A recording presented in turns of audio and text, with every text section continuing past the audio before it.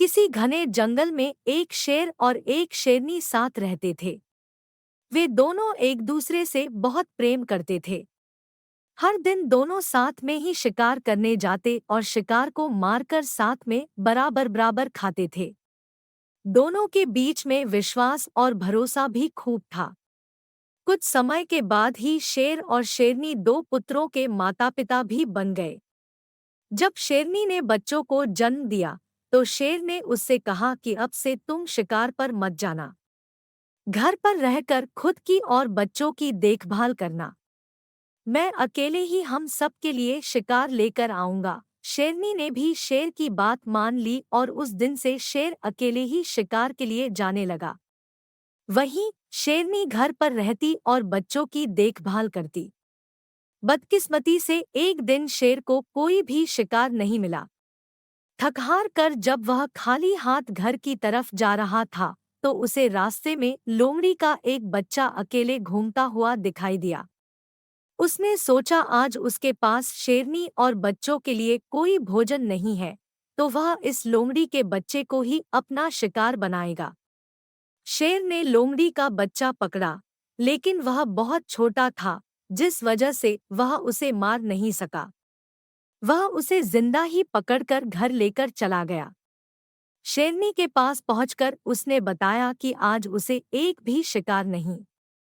रास्ते में उसे यह लोमड़ी का बच्चा दिखाई दिया तो वह उसे ही मारकर खा जाए।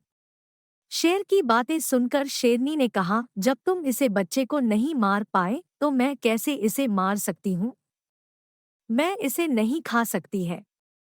इसे भी मैं अपने दोनों बच्चों की ही तरह पाल पोस कर बड़ा करूंगी और यह अब से हमारा तीसरा पुत्र होगा। उसी दिन से शेरनी और शेर लोमड़ी के बेटे को भी अपने पुत्रों ही तरह प्यार करने लगे। वह भी शेर के परिवार के साथ बहुत खुश था। उन्हीं के साथ खेलता कूदता और बड़ा होने लगा। तीनों ही बच्चों को लगता था कि वह सारे ही शेर हैं।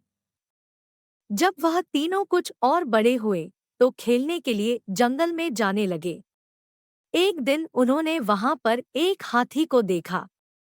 शेर को दोनों बच्चे उस हाथी के पीछे शिकार के लिए लग गए।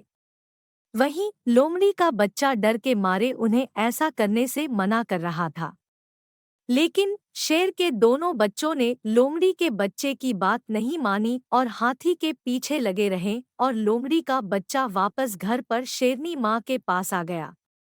कुछ देर बाद जब शेरनी के दोनों बच्चे भी वापस आए तो उन्होंने जंगल वाली बात अपनी माँ को बताई।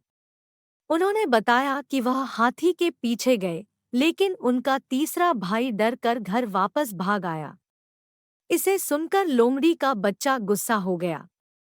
उसने गुस्से में कहा कि तुम दोनों जो खुद को बहादुर बलोमड़ी के बच्चे की सुनकर शेरनी ने उसे समझाया कि उसे अपने भाइयों से इस तरह की बात नहीं करनी चाहिए।